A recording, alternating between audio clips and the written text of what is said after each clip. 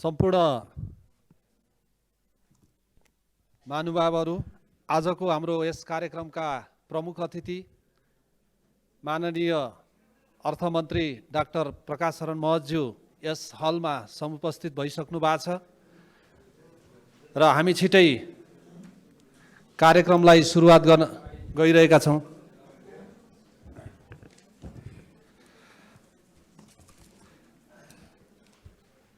ढिला नगरिकन कार्यक्रमलाई अगाडि बढाउने अनुमति माग्दै आजको एक दिवसीय सिपमूलक तालिमका सम्भावना र योजना विषयक नीतिगत छलफल कार्यक्रम नेपाल तालिम तथा रोजगार व्यवसायी महासंघले आयोजना गरेको यस कार्यक्रमको सभापतित्व ग्रहण गरिदिनु हुन नेपाल तालिम तथा रोजगार व्यवसायी महासंघका अध्यक्ष अच्युत नेपालज्यूलाई अगाडि आएर सभापतिको आसन ग्रहण गरिदिनु हुन म हार्दिक अनुरोध गर्दछु।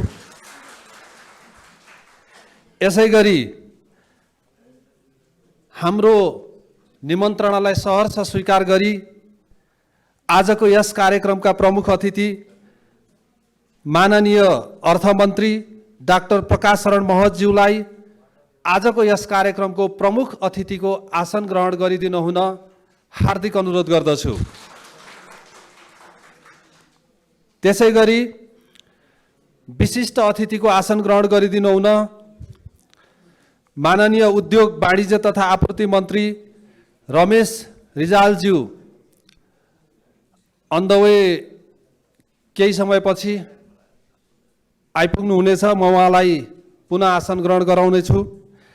त्यस्तै गरी विशिष्ट अतिथिको आसन ग्रहण गरिदिनु हुन कानुन न्याय तथा मानव अधिकार समितिका सभापति माननीय विमला सुवेदीज्यूलाई विशिष्ट अतिथिको आसन ग्रहण गरिदिनु हुन म हार्दिक अनुरोध गर्दछु। उहाँ पनि आउँदै हुनुहुन्छ, म पछि आसन ग्रहण गराउने नै छु। त्यस्तै गरी विशिष्ट अतिथिको आसन ग्रहण गरिदिनु हुन राष्ट्रिय योजना आयोगका माननीय सदस्य डाक्टर रमेश चन्द्र पौडेलज्यूलाई अगाडि आई विशिष्ट अतिथिको आसन ग्रहण गरिदिनु हुन म विनम्र अनुरोध गर्दछु।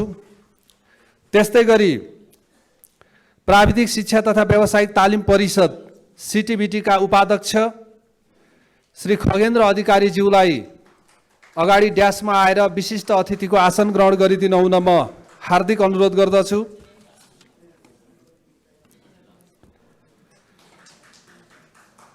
त्यस्तै गरी शिक्षा विज्ञान तथा प्रविधि मन्त्रालयका सचिव श्रीमान सुरेश अधिकारीज्यू आउँदै हुनुहुन्छ।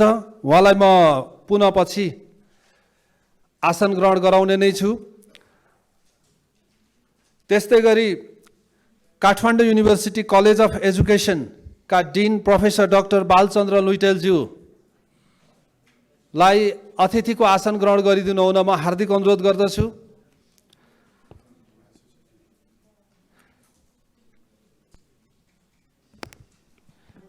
र साथै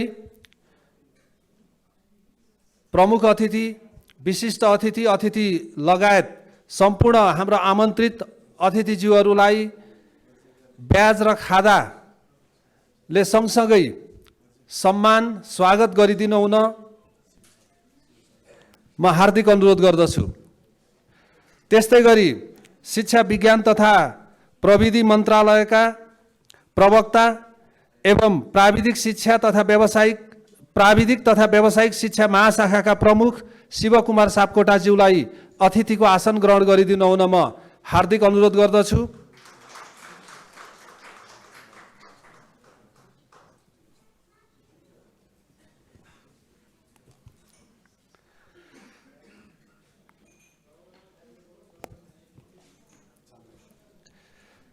त्यस्तै गरी प्राविधिक शिक्षा तथा व्यावसायिक तालिम परिषदका कार्यवाहक सदस्य सचिव इन्जिनियर महेश भट्टराईज्यूलाई अतिथिको आसन ग्रहण गरिदिनु हुन म हार्दिक अनुरोध गर्दछु।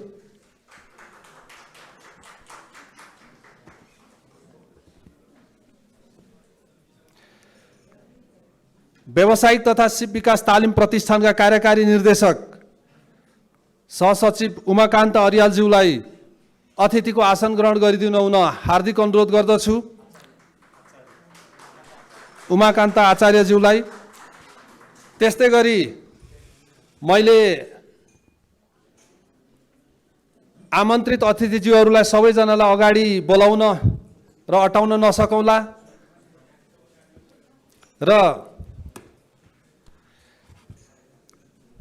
यथास्थानमा अगाडिको टेबलहरूमा आसन ग्रहण गरिदिनु हुन उपस्थिति जनाइदिनु हुन म हार्दिक अनुरोध गर्दछु र ब्याज र खादाले सँगसँगै क्रमशः सम्मान गरिदिनु हुन साथीहरूलाई हार्दिक अनुरोध गर्दछु। त्यस्तै गरी अतिथिको आसन ग्रहण गर्ने क्रममा वैदेशिक रोजगार बोर्डका कार्यकारी निर्देशक डाक्टर द्वारिका उप्रेतीज्यूलाई म हार्दिक अनुरोध गर्दछु। त्यस्तै समृद्धि परियोजनाका परियोजना निर्देशक श्री सरोज गुरागाईज्यूलाई अतिथिको आसन ग्रहण गरिदिनु हुन म हार्दिक अनुरोध गर्दछु।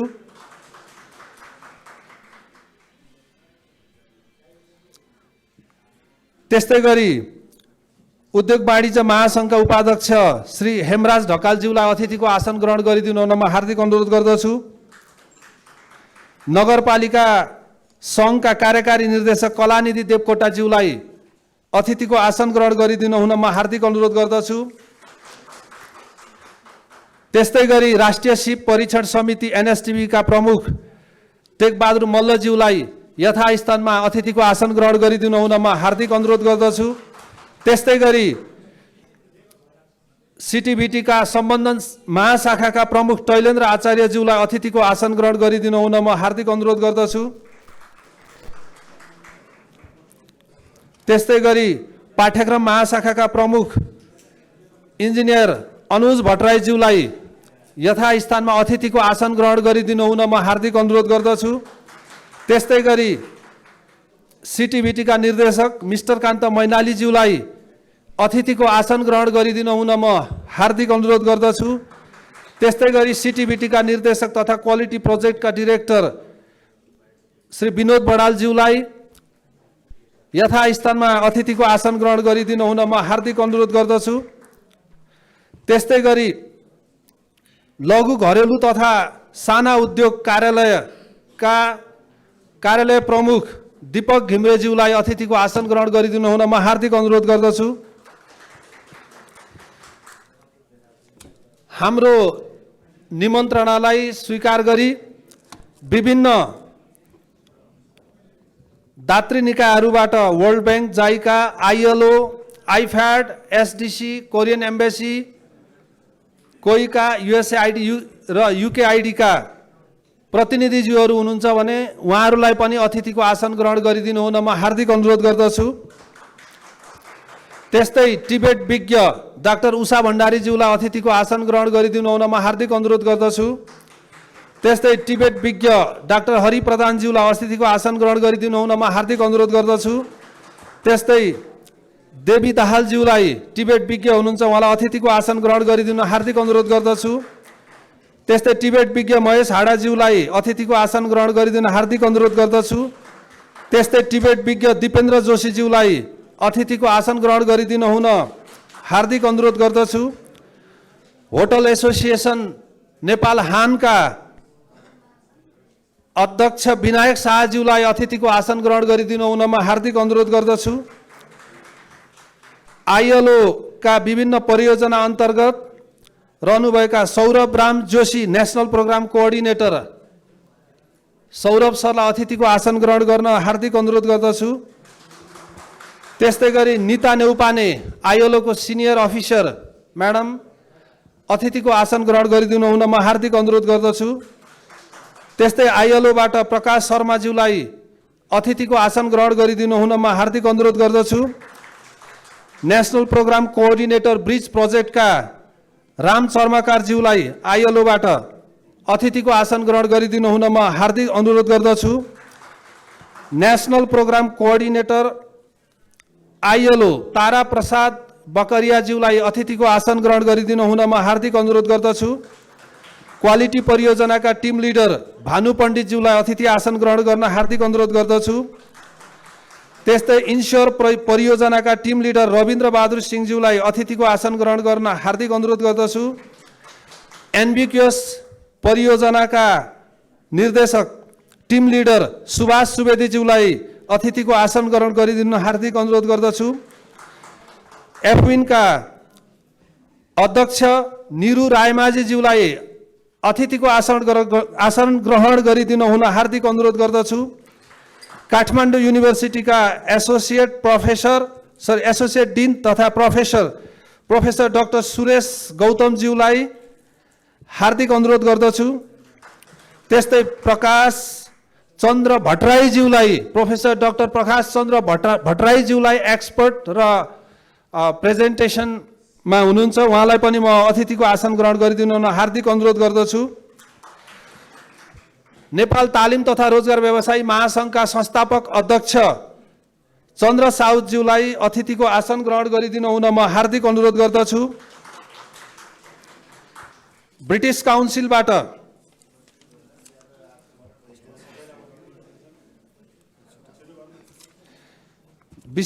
काउन्सिलबाट सगुन श्रेष्ठज्यूलाई र आसन ग्रहण गराउँदै म पुनः पछाडि पनि नाम लिँदै जानेछु र यति भन्दै मैले कार्यक्रमलाई थप अगाडि बढाउन गइरहेको छु र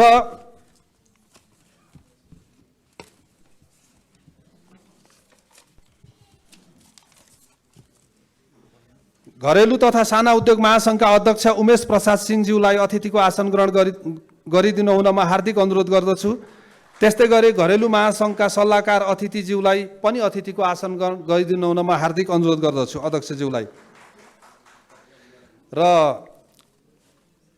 यसपछि सम्पूर्ण महानुभावहरू, विशिष्ट अतिथिज्यूहरू, प्रमुख अतिथिज्यूहरू,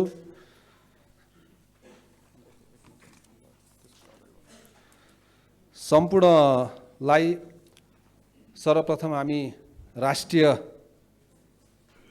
गान गाएर राष्ट्रप्रति सम्मान गर्न चाहन्छौँ।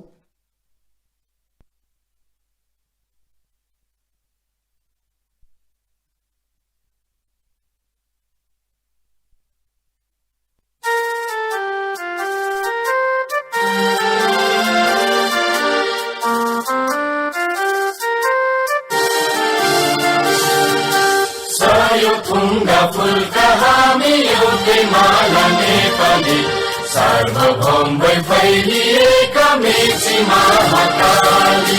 सयौं थुङ्गा फुलका हामी एउटै माला नेपाली, सार्वभौम भई फैलिएका Mechi Mahakali.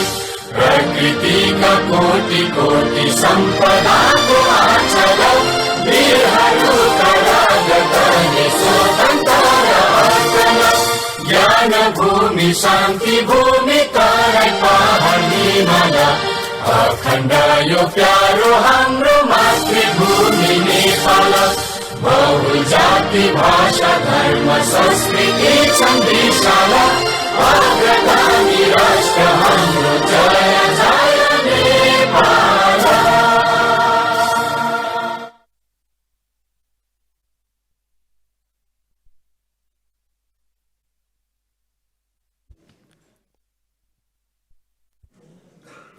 Thank you very much. प्राविधिक मित्रलाई, सिटिबिटीका निर्देशक विनोद बडाल सरलाई अतिथिको आसन ग्रहण गरिदिनु हुन हार्दिक अनुरोध गर्दछु र सम्पूर्ण पत्रकार साथीहरूलाई पनि यथास्थानमा यथाकामका साथमा आसन ग्रहण गर्न हार्दिक अनुरोध गर्दै आजको नेपाल तालिम तथा रोजगार व्यवसायी महासङ्घद्वारा आयोजित यस कार्यक्रममा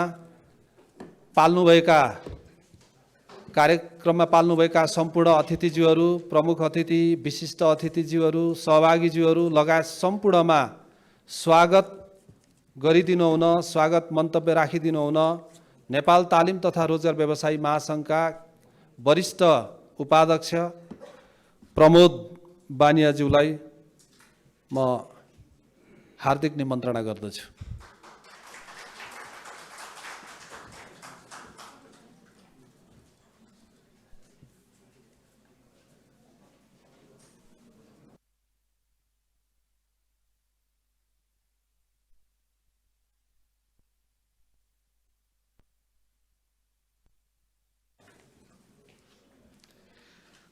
यस नेपाल तालिम तथा रोजगार व्यवसायी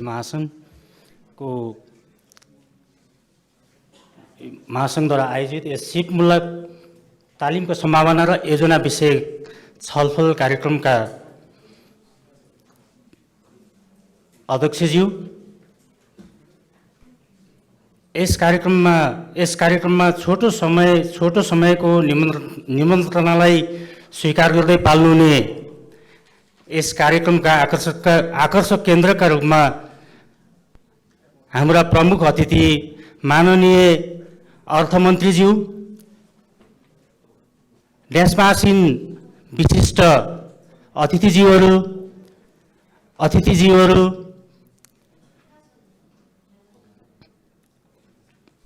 उपस्थित पत्रकार मित्रहरू, यस महासङ्घका पदाधिकारी तथा सदस्यज्यूहरू, सल्लाहकार समितिका सदस्यज्यूहरू, साथै प्रदेशका अध्यक्षज्यू लगायत पदाधिकारी एवं यहाँ उपस्थित व्यवसायी साथीहरूमा म नेपाल तालिम तथा रोजगार व्यवसायी महासङ्घको तर्फबाट र मेरो व्यक्तिगत तर्फबाट हार्दिक न्यानो अभिवादन तथा स्वागत गर्दछु। आज हामी एकातिर स्वदेशमै पनि अर्धदक्ष र दक्ष जनशक्तिको अभावमा उद्योग व्यावसायिक प्रतिष्ठानहरू एउटा पीडाबाट गुज्रिरहेको अवस्था छ भने अर्कातिर अन्तर्राष्ट्रिय श्रम बजारमा हाम्रो देशबाट जाने 90% जनशक्ति गएका मध्ये 90% श्रम शक्ति अदक्ष कामदारको रूपमा गइरहेको यो सन्दर्भमा हामीले यो नेपाल तालिम तथा रोजगार व्यवसायी महासङ्घले यसको अन्तर्य के हुन सक्छ भन्ने सन्दर्भमा एउटा छलफल कार्यक्रम राखिएको यहाँहरूलाई जानकारी गराउँदछु। साँच्चै नै देशको अर्थतन्त्रलाई बलियो बनाउन, उत्पादकतामा वृद्धि गर्न, देशको दिगो विकासको लक्ष्य हासिल गर्न निश्चय नै दक्ष जनशक्तिको आवश्यकता पर्दछ, मुख्य गरी जनशक्तिको आवश्यकता पर्दछ। त्यो कुरा हामी सबैले मनन गरेकै विषय हो। हाम्रो यो अवधिमा तालिम तथा रोजगारको क्षेत्रमा विशेष गरी 4 दशक लगभग हामीले पार गर्न लागिसकेका छौँ। प्राविधिक शिक्षा तथा व्यावसायिक तालिम नीति तथा योसँग सम्बन्धित ऐन कानुनको अभ्यास गरेको लगभग हामीले 4 दशक पार गरिसकेका छौँ, गर्दैछौँ। यो सिलसिलामा हामी कहाँनिर अलि उपेक्षित भएका छौँ भन्ने विषयमा, यो सेक्टर कहाँनिर उपेक्षित भएको छ भन्ने सन्दर्भमा अलिकति हामीले मसिनो ढङ्गले यसलाई हामीले खेलाउन जरुरी हामीले सम्झेका छौँ। लगभग 40 को दशकमा प्राविधिक शिक्षा ऐन, प्राविधिक तथा व्यावसायिक तालिम शिक्षा ऐन नीतिको अभ्यास सुरु भएको र आज 80 को दशकसम्म आइपुग्दाखेरि हामी यो 4 दशकको बीचको समीक्षा गर्दाखेरि निश्चय पनि हामीले एउटा निष्कर्ष निकाल्नै पर्ने हुन्छ। त्यो निष्कर्ष भनेको नीतिगत तहमा छलफल बहस विचार विमर्श गर्दा, ऐन कानुनको तर्जुमा गर्दा हामीले अभाव खड्किएको कहाँनिर महसुस गरेका छौँ भन्दा टिबेट पोलिसी बनियो, प्राविधिक शिक्षा तथा व्यावसायिक तालिम नीति बनियो, ऐन बनियो। मुख्यतः यसले प्राविधिक धारको शैक्षिक कार्यक्रमलाई बढी समेटिएको भेटियो, न कि हामीले तत्काल आपूर्ति हुनुपर्ने जनशक्तिको सिलसिलामा हामीले अलि उपेक्षा गरेको जस्तो हामीले महसुस गरेका छौँ।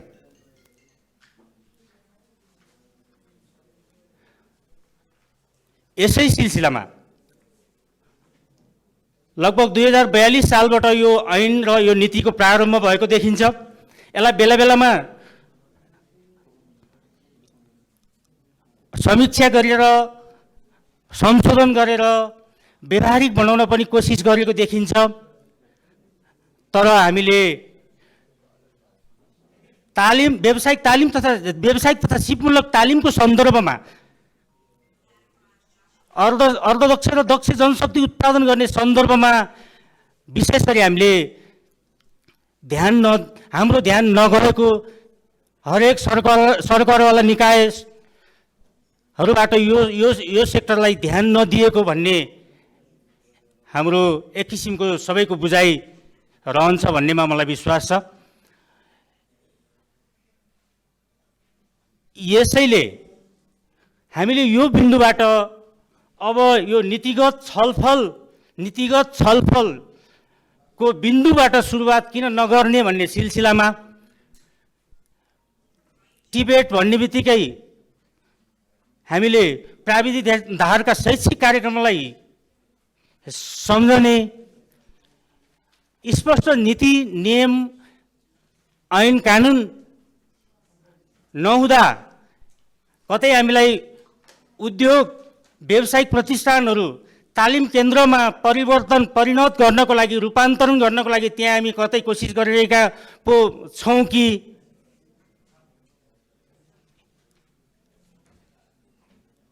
अनि विगत हामीले लामो समयदेखि अध्ययन गर्दाखेरि हामीले अनुभूति गर्दाखेरि कम्तीमा यो देशमा 15 देखि 16वटा मन्त्रालयले, आज मैले माननीय अर्थमन्त्रीज्यू यहीँ हुनुभएको हुँदाखेरि मैले यो सन्दर्भ उठाउन सान्दर्भिक सम्झेको छु। 15 देखि 16वटा मन्त्रालय मार्फत तालिमको सन्दर्भमा बजेटहरू खर्च गर्ने जुन परिपाटी छ, अहिले हुँदै गर्दा हामी सङ्घीय प्रणालीमा आउँदाखेरि प्रदेशका विभिन्न मन्त्रालय सँगसँगै स्थानीय तहबाट पनि स्पष्ट नीति ऐन कानुन निर्देशिका अनि आवश्यकताको पहिचान बिना नै कनिका छरे चाहिँ बजेट छर्ने र खर्चने जुन एउटा परिपाटी छ, त्यसले वास्तवमा हाम्रो देशको राजस्व, हाम्रो देशको अर्थतन्त्र खर्च भइराखेको छ। तर उपलब्धि हामीले आज हेर्ने हो भने बेरोजगारी समस्या जिउका तिउँ छ। वैदेशिक रोजगारमा जानेहरू 90% चाहिँ अध्यक्ष कामदारका रूपमा हामीले आपूर्ति गरिराखेका छौँ। स्वदेशमै स्थापित कल कारखाना, उद्योग धन्दा र व्यावसायिक प्रतिष्ठानहरूले आवश्यक जनशक्तिको अभावमा जुन खालको पीडा भोगिरहनु परेको छ, त्यो सन्दर्भमा हामीले एउटा पहल लिनै पर्छ भन्ने उद्देश्यका साथ र हामीले नयाँ विषयको एउटा छलफलको सुरुवात गर्नुपर्छ भन्ने हेतुका साथ अब हामीले कयौँ देशमा यो प्र्याक्टिस पनि हामीले भेटेका छौँ, यो अभ्यास छ। अब हामीले व्यावसायिक तथा सिप विकास तालिमसँग सम्बन्धित छुट्टै ऐनको व्यवस्था गर्दै त्यसमार्फत यसलाई व्यवस्थित प्रभावकारी ढङ्गबाट कार्यान्वयन गर्ने, विशिष्टीकृत गर्दै लैजाने र यसको नतिजाको पनि आकलन गर्ने र मूल्याङ्कन गर्ने एउटा तरिकाबाट एउटा संयन्त्रको विकास गर्दै, सरकारी संयन्त्रको विकास गर्दै यो सेक्टरलाई, यो व्यावसायिक तथा सिप विकास तालिमको क्षेत्रलाई अझ व्यवस्थित र मर्यादित र देशको अर्थतन्त्रमा एउटा टेवा पुर्याउन सक्ने, जनशक्तिको विकास र उत्पादन गर्न सक्ने एउटा क्षेत्र बनाउनु पर्छ भन्ने उद्देश्यका साथ हामीले आज यो छलफल कार्यक्रमलाई सुरुवात गरेका छौँ। म अन्तमा हामी आज जति बहस विचार विमर्श गर्छौँ, अभिव्यक्ति आफ्ना विचारहरू अभिव्यक्त गर्छौँ, यसै विषयवस्तुको सेरोफेरोमा केन्द्रित भएर छलफल गर्नेछौँ भन्ने अपेक्षासहित पुनः म आजका प्रमुख अतिथिज्यू, विशिष्ट अतिथिज्यू लगायत सम्पूर्ण सहभागी व्यवसायी साथीहरू एवं पत्रकार मित्रहरूलाई पुनः स्वागत गर्दै बिदा हुन्छु। धन्यवाद।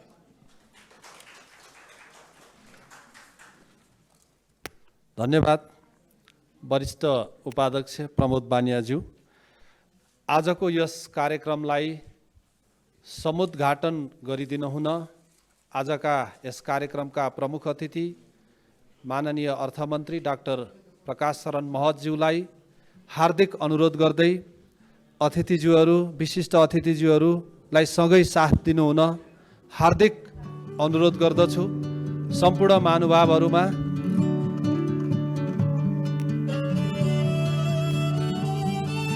ताली बजाएर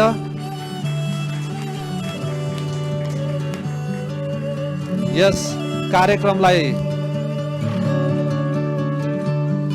असाध्यै महत्त्वपूर्ण, सफल र हर्षोल्लासपूर्ण बनाउन म हार्दिक अनुरोध गर्दछु।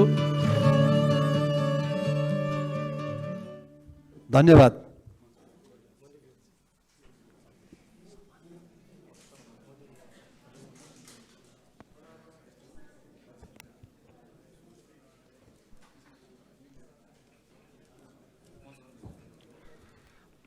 मैले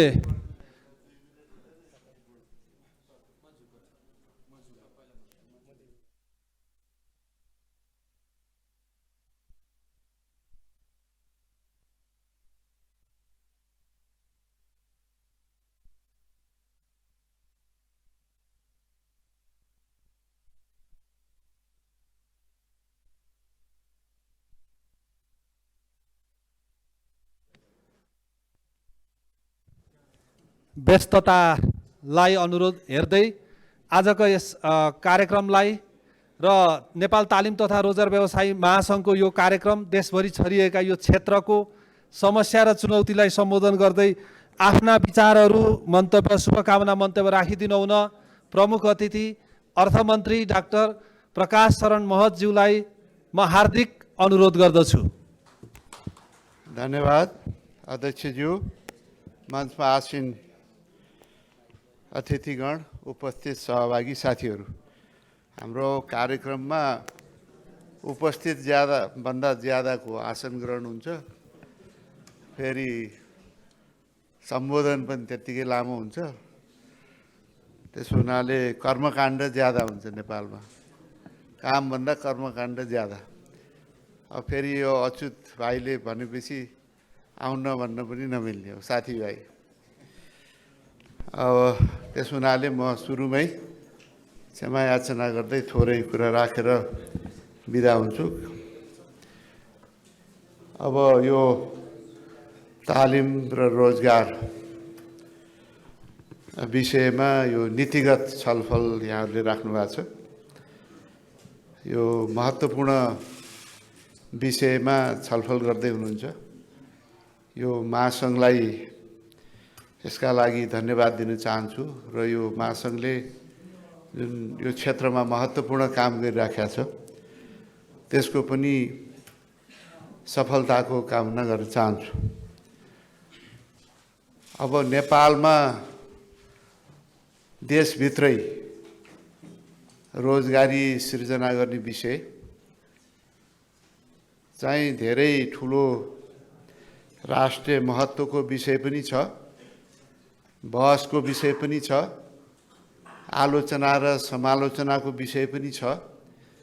किनकि धेरै ठुलो सङ्ख्यामा युवाहरू विदेशिनु भएको छ।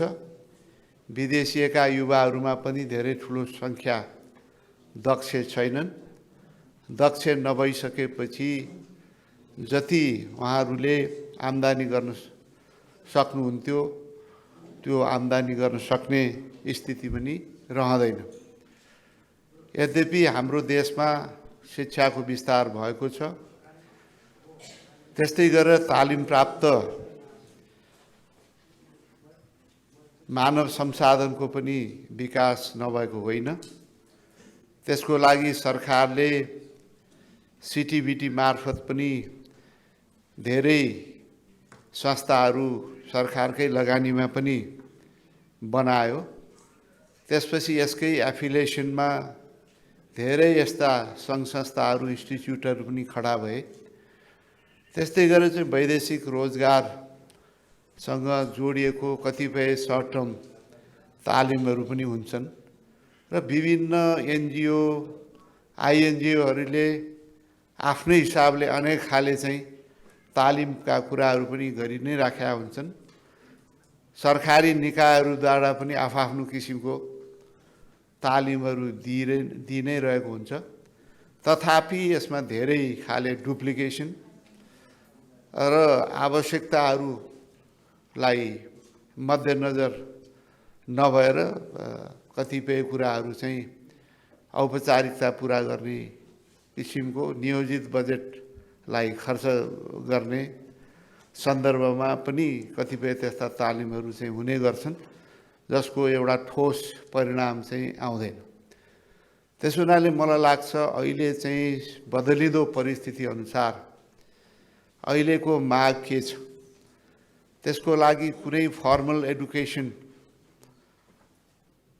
भन्दा पनि स्पेसिफिक निड के छ, तत्काल रोजगारी सृजना गर्ने अवसर कहाँ छन्, त्यसलाई मध्यनजर राखेर टार्गेटेड किसिमको व्यावसायिक तालिमहरूलाई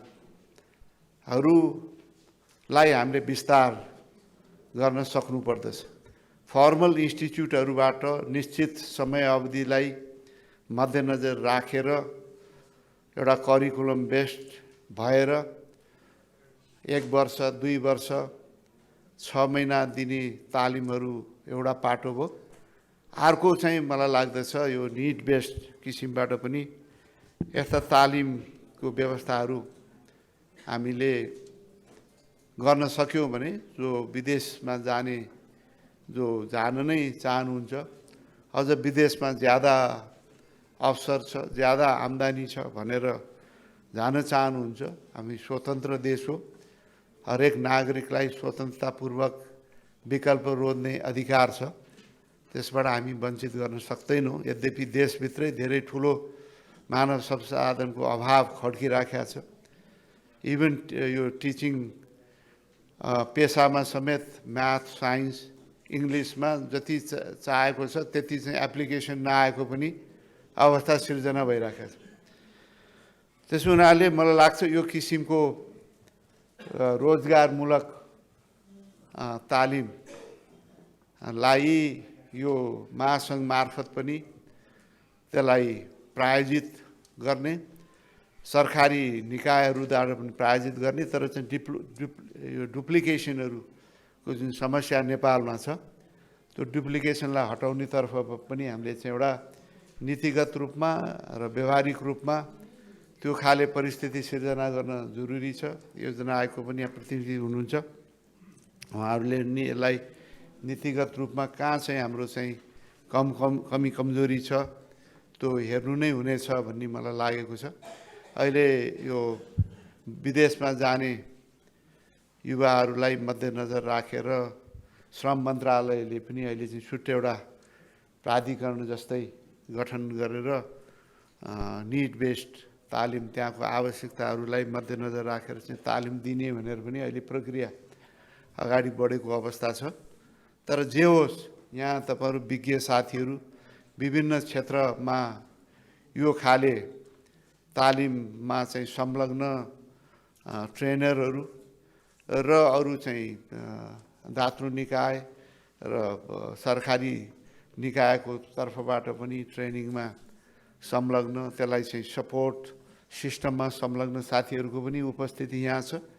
यहाँहरूले अहिलेको सर्टकमिङ्स के छ, कमी कमजोरी के छ, अब कसरी हामीले देशभित्रै रोजगार सुनिश्चित गर्ने किसिमबाट के अहिले आवश्यकताहरू छन्, कुन कुन क्षेत्रमा मागहरू हुन सक्दछन्, सम्भावित माग बढ्न सक्ने क्षेत्र कुन छ, र अहिलेको चाहिँ टेक्नोलोजीको हिसाबले पनि यो टेक्नोलोजीमा आमूल परिवर्तन आइराखेको छ। त्यसलाई पनि मध्यनजर राखेर चाहिँ ट्रेनिङ हामीले चाहिँ डिजाइन गर्नुपर्ने हुन्छ र त्यही हिसाबमा अहिलेको बदलिँदो आवश्यकतालाई मध्यनजर राखेर हामीले के गर्न सक्छौँ, सरकारले गर्ने काममा पनि कहाँ कहाँ सुधारको आवश्यकता छ र गैर सरकारी सङ्घ संस्था र गैर सरकारी क्षेत्रबाट जुन यो क्षेत्रमा काम भइरहेको छ, निजी क्षेत्रबाट चाहिँ काम भइरहेको छ, कहाँ के कस्तो तारतम्यको आवश्यकता छ। त्यस्तै गरी उद्योग व्यवसायसँग जोडिएका क्षेत्रहरू छन्। त्यसकारण निजी क्षेत्रलाई पनि यसमा चाहिँ टाइअप गर्न जरुरी छ। त्यहाँको आवश्यकताहरू के छ र उहाँहरूबाट पनि के कस्तो चाहिँ कन्ट्रिब्युसन हुनसक्छ भन्ने विषयमा पनि यहाँ गहन छलफल हुनेछ र निष्कर्ष पनि निस्किने छ भन्ने विश्वासका साथ यो नीतिगत छलफल कार्यक्रम जुन यहाँहरूले गर्दै हुनुहुन्छ, यो महासङ्घले गर्दैछ, त्यसको सफलताको कामना गर्छु। धन्यवाद। जय नेपाल।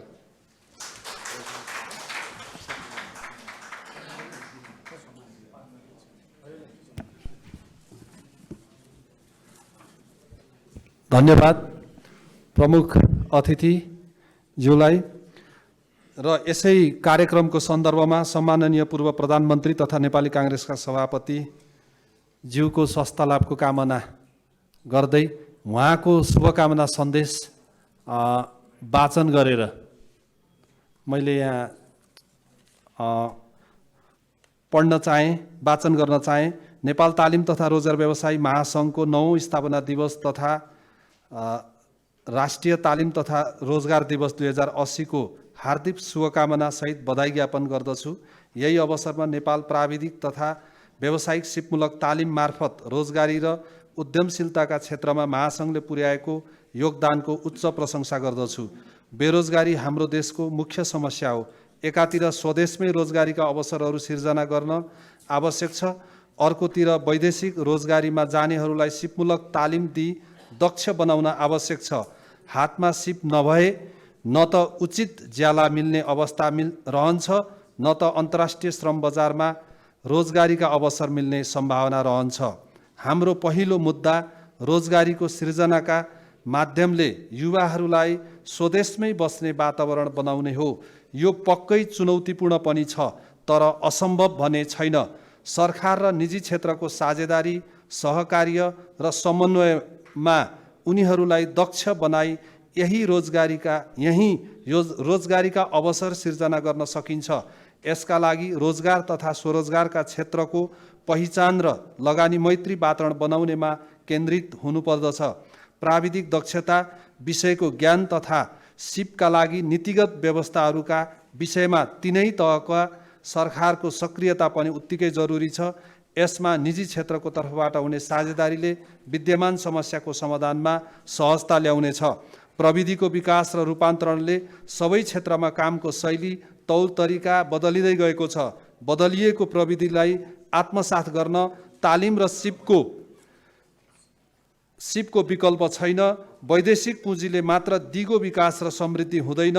त्यसका लागि हाम्रो युवा र जनशक्तिलाई दक्ष बनाई यही स्वरोजगार र उद्यमशील बनाउनु अहिलेको टड्कारो आवश्यकता हो। अन्त्यमा राष्ट्रिय तालिम तथा रोजगार दिवस 2080 का अवसरमा आयोजित कार्यक्रमले बेरोजगारीको अवस्था, रोजगारीका अवसरहरू सिर्जनाका लागि आवश्यक पर्ने नीति तथा कार्यक्रमको पहिचान तथा निर्माणमा योगदान पुर्याउने विश्वास गरेको छु।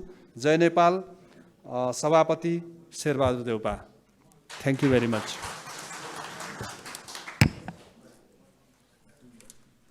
आजको यो कार्यक्रममा नेपाल तालिम तथा रोजगार व्यवसायी महासङ्घले सम्मान कार्यक्रम राखेको छ। समयको असाध्यै प्रेसर हुँदाहुँदै पनि म नेपाल तालिम तथा रोजगार व्यवसायी महासङ्घका संस्थापक अध्यक्ष चन्द्र साउदज्यूलाई सम्मान ग्रहण गरिदिनु हुन म हार्दिक अनुरोध गर्दछु।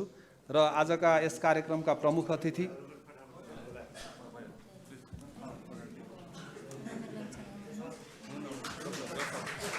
त्यस्तै टिबेट क्षेत्रमा विशिष्ट योगदान दिनुभएका टिबेट विज्ञ डाक्टर रामहरि लामिछानेज्यू, उहाँ अहिले हुनुहुन्न होला, पछि उहाँलाई हामी बुझाउनेछौँ। त्यस्तै डाक्टर हरि प्रधानज्यू यस क्षेत्रमा असाध्यै ठुलो योगदान, संस्थागत प्राविधिक विकासमा सहयोग पुर्याउनु भएकोमा,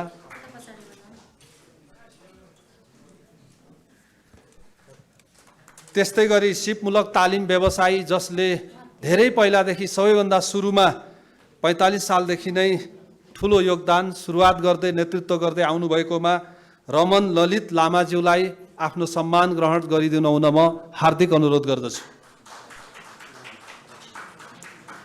त्यस्तै नेपाल तालिम तथा रोजगार व्यवसायी महासङ्घका सल्लाहकार इन्जिनियर अर्णराज सिलवालज्यूलाई सिपमूलक तालिमको क्षेत्रमा नेतृत्वदायी र सफल व्यवसायीको भूमिका निर्माण गर्नुभएकोमा तपाईँको योगदानलाई उच्च मूल्याङ्कन गर्दै यो सम्मान ग्रहण गरिदिनु हुन म हार्दिक अनुरोध गर्दछु।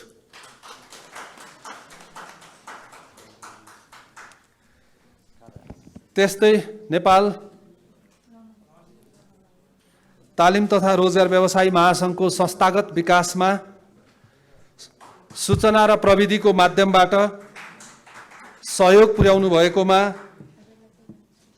दीर्घराज उपाध्यायज्यूलाई आफ्नो सम्मान ग्रहण गरिदिनु हुन म हार्दिक अनुरोध गर्दछु।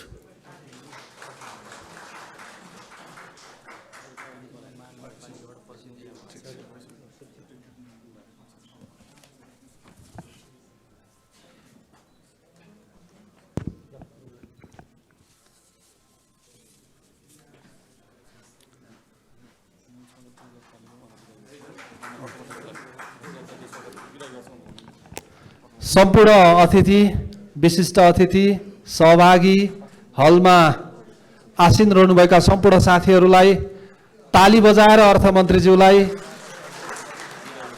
बिदाई गरिदिनु हुन म हार्दिक अनुरोध गर्दछु र यस महासङ्घ हार्दिक आभार तथा कृतज्ञता ज्ञापन गर्न चाहन्छु।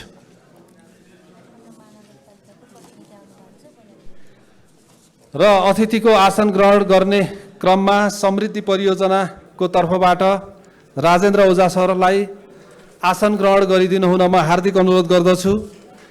त्यस्तै गरी काठमाडौँ महानगरपालिका शिक्षा महाशाखाका शैलेन्द्र झाज्यूलाई आसन ग्रहण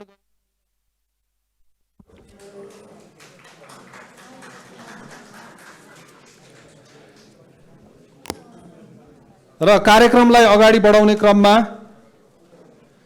आजको यस कार्यक्रममा नेपाल तालिम तथा रोजगार व्यवसायी महासङ्घको तर्फबाट व्यवसायीका समग्र विषयवस्तु र वस्तुस्थिति र हाम्रा अपेक्षा, चुनौती र दृष्टिकोणहरूलाई संक्षिप्तमा आफ्ना भनाइहरू राखिदिनु हुन नेपाल तालिम तथा रोजगार व्यवसायी महासङ्घका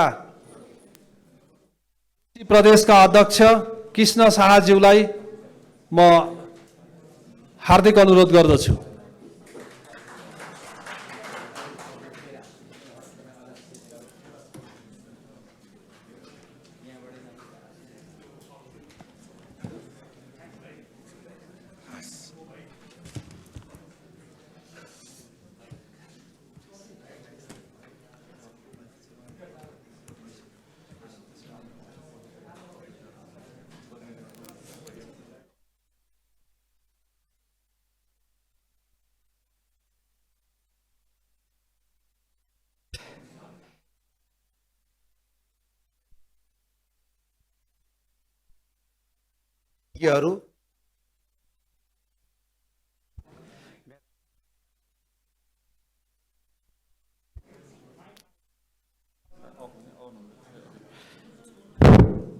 अब फेरि आयो। यस कार्यक्रमका अध्यक्षज्यू, विशिष्ट अतिथिज्यूहरू, टिबेट विज्ञज्यूहरू, विभिन्न परियोजना दाती संस्थालाई प्रतिनिधित्व गर्नुहुने सम्पूर्ण सरहरू र तालिम प्रदायक संस्थाका प्रतिनिधि, सहयोगी साथीहरू, हामी तालिम प्रदायक संस्था जसले यो मुलुकमा पहिचान लुकाएर समृद्धिको अभियानमा चलिरहेको छ। पहिचान नभए पनि, पहिचान प्रष्ट रूपमा नदेखिए पनि हामी गर्वसाथ भन्छौँ कि हामीले धेरै गतिविधि गरेका छौँ र आफूले आफूलाई गौरवान्वित महसुस पनि गर्छौँ।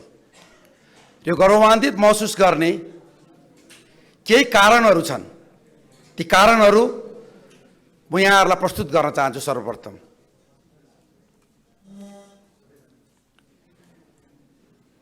स्लाइड अगाडि बढाइदिन अनुरोध गर्छु म।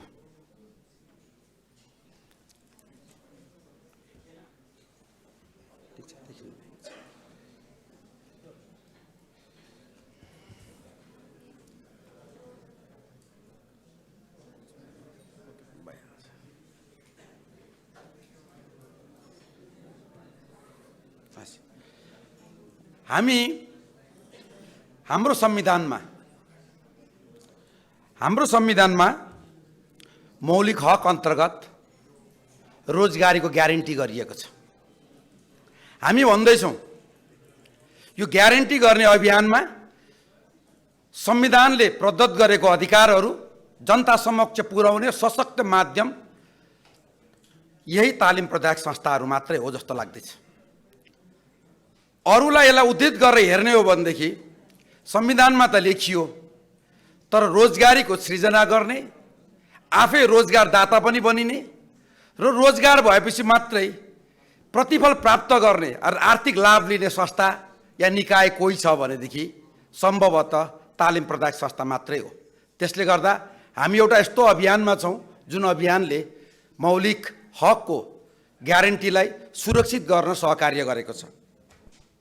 हाम्रो लगानी देशभरिमा 42 जिल्लामा हाम्रो प्रत्यक्ष सहभागिता छ।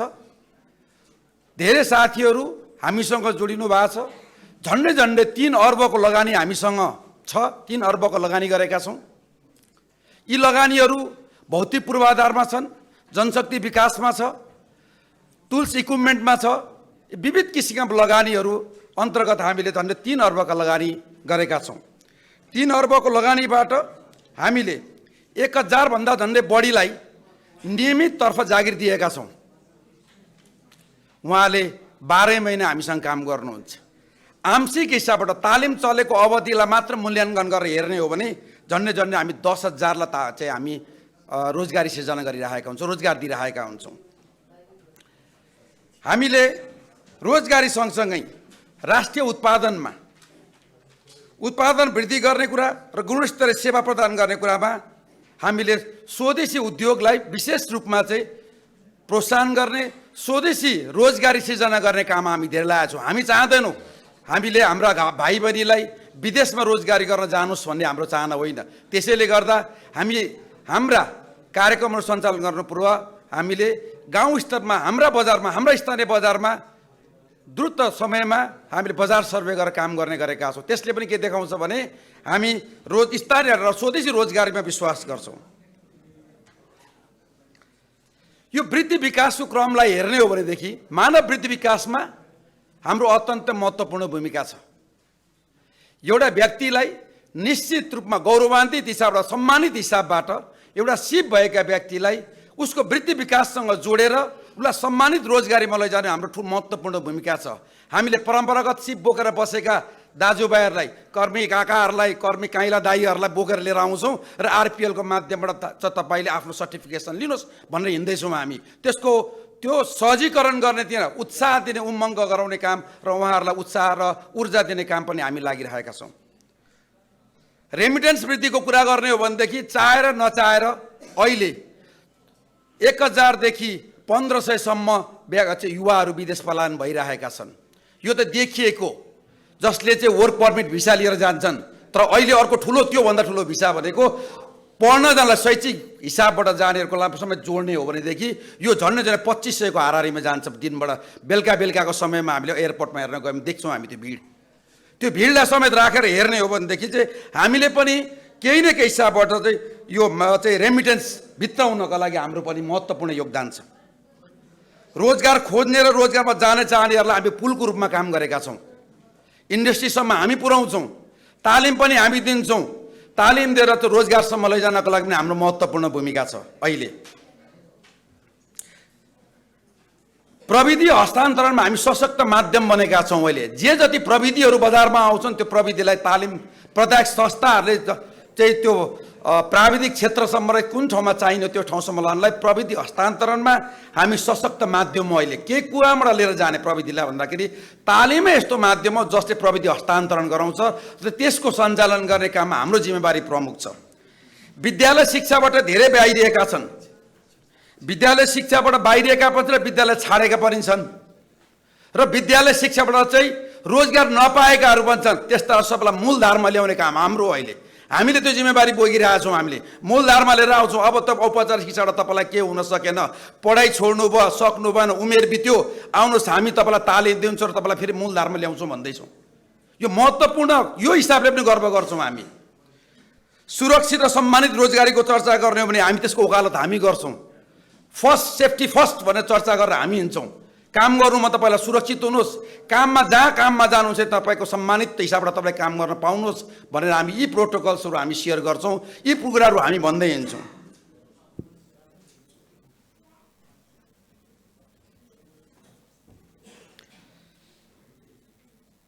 अब कुरा गरौँ युवा सशक्तिकरणको कुरा।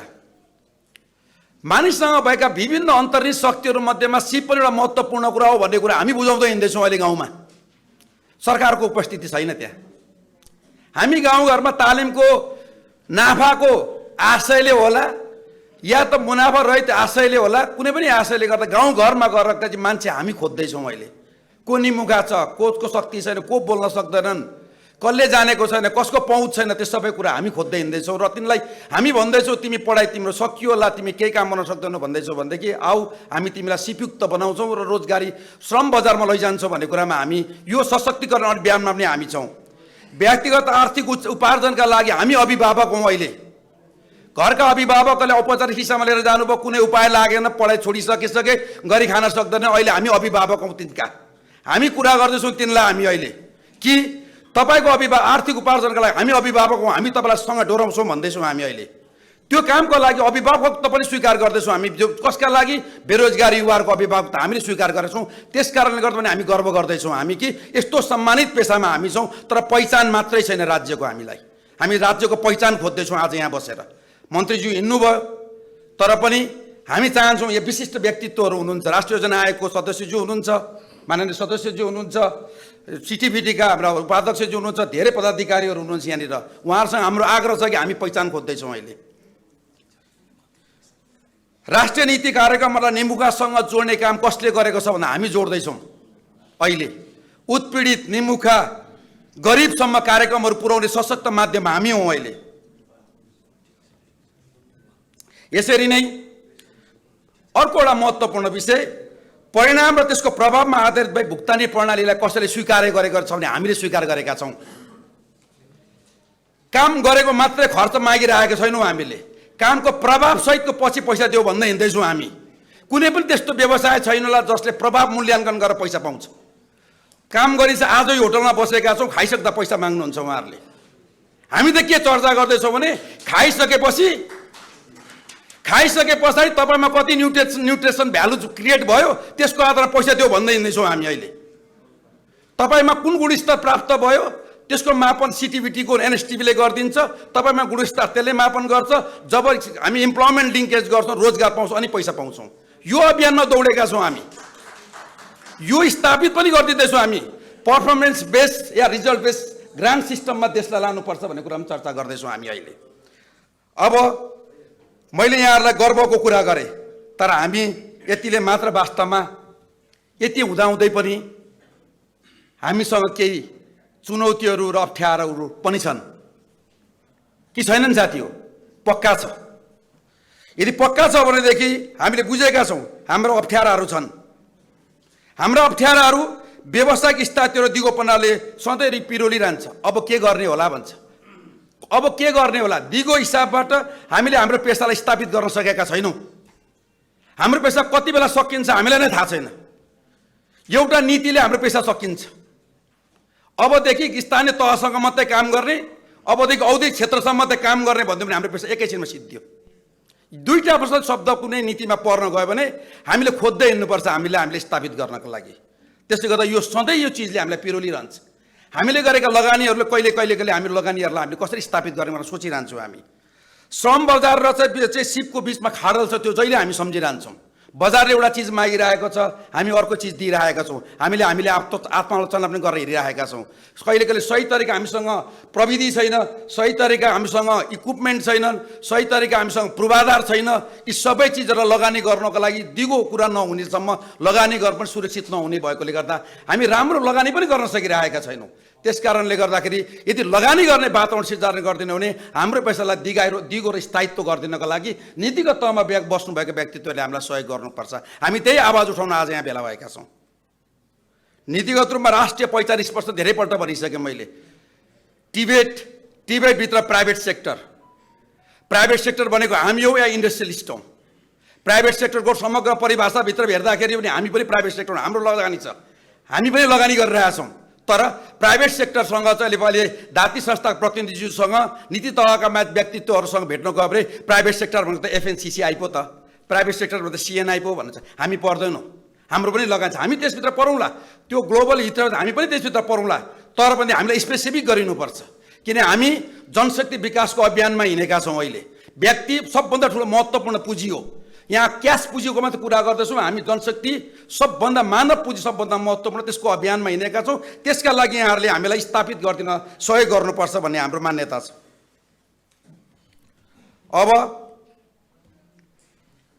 मैले सक्न लागे, मलाई चाहिँ उद्घोष सचिवले भनिरहन्छ लामो भयो कि भन्दै हुनुहुन्छ। समग्र टिबेट सेक्टरमा सुशासनको खाँचो छ। हामीसँग त खाँचो छ नै।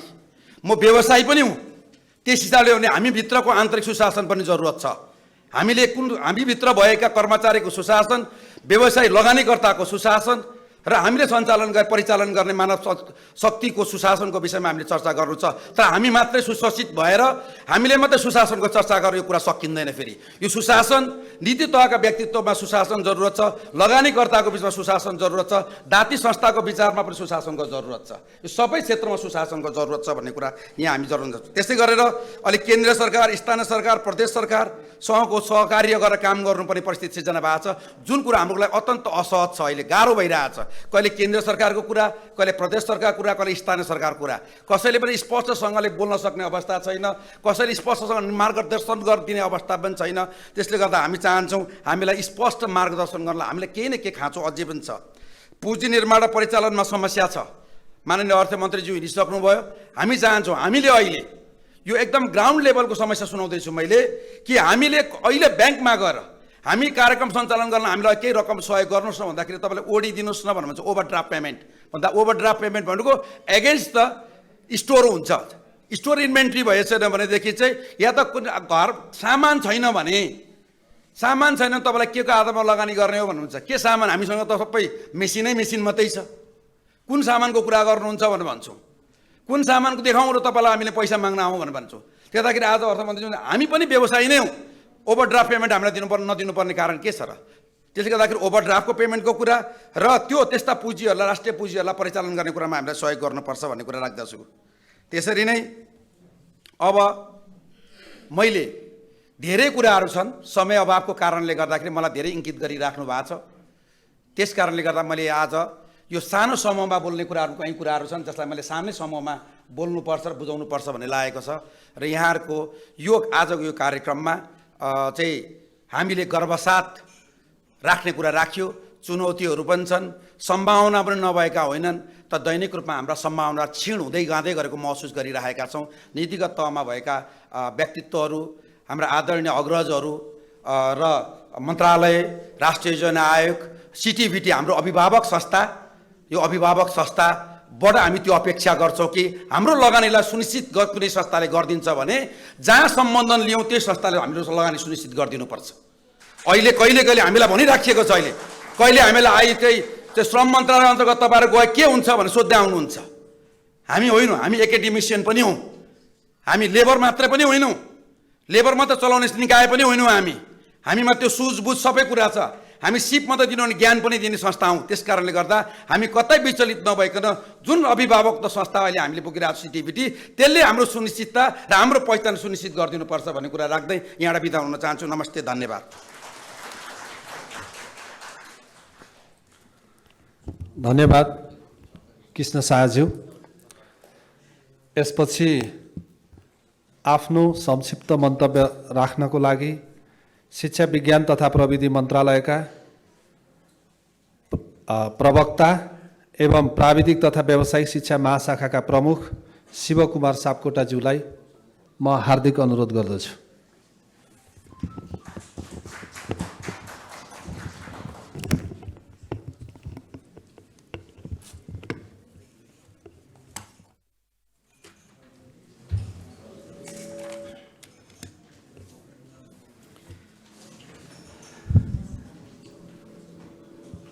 धन्यवाद बद्रीजी।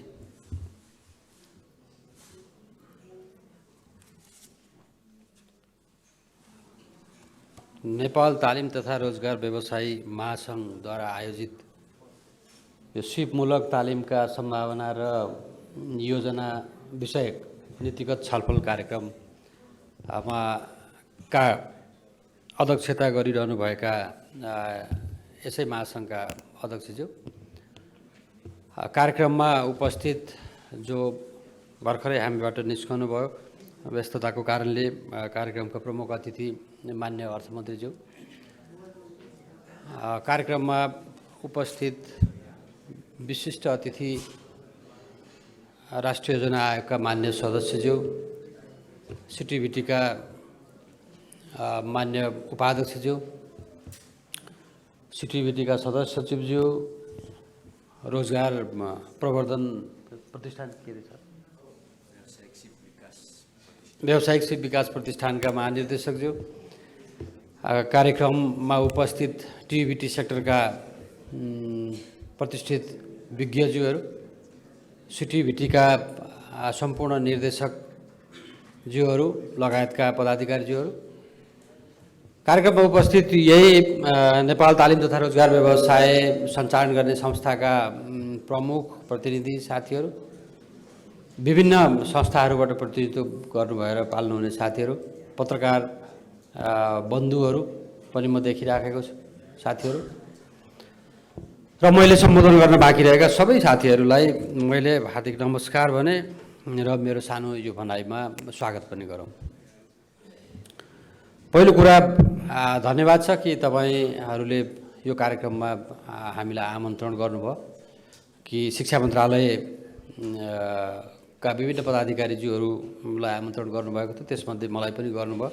सम्भवतः शिक्षा मन्त्रालयको मान्य मन्त्रीज्यू समेतको प्रतिनिधित्व गर्दै म आज उपस्थित छु।